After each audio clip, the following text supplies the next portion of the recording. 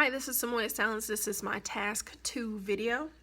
What I'm going to talk about in this video is the professional development plan that I designed, how I implemented the plan, 3 teacher responses from the professional development, and then a reflection of my work. So how I designed the plan was that I looked at the needs of the school based off what the district told us from last year that we needed to work on this year. And my main focus in that was increasing student scores in reading, math, and writing by 10% by the end of the school year. So how I implemented this professional development plan that was all based around student achievement in reading, writing, and math is through engagement. So I studied literature by people like Mike Matos and Marzano, and really dove into what kids need to keep them engaged in content.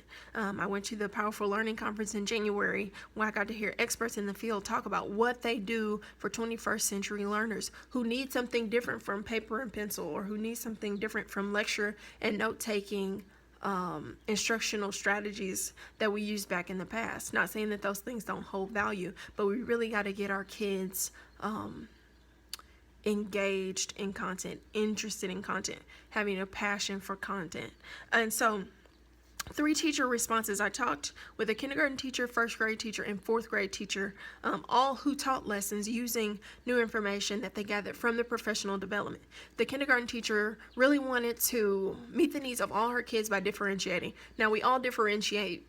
All teachers differentiate because it just happens naturally as we try to meet the needs of every child. But one thing that Mike Matos talked about was that we need to give kids interventions, and we need to do that without them missing grade level instruction. Otherwise, we're just widening the gap that we are working to close. It's a little counterproductive. So what she did was design instruction to where she was giving our kids interventions, modifications, as well as grade level instruction that may have been a little bit over their heads, but they need the exposure. The 1st grade teacher allowed her kids to create and really take charge of their learning by coming up with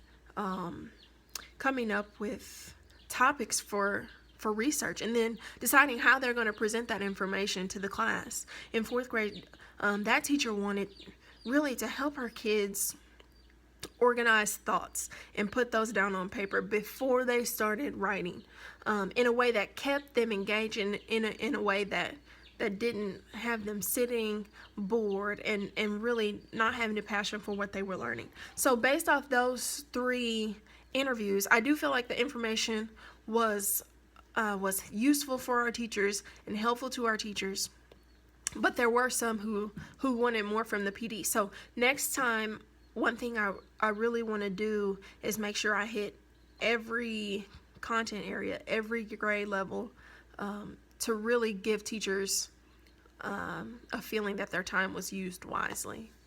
Thank you.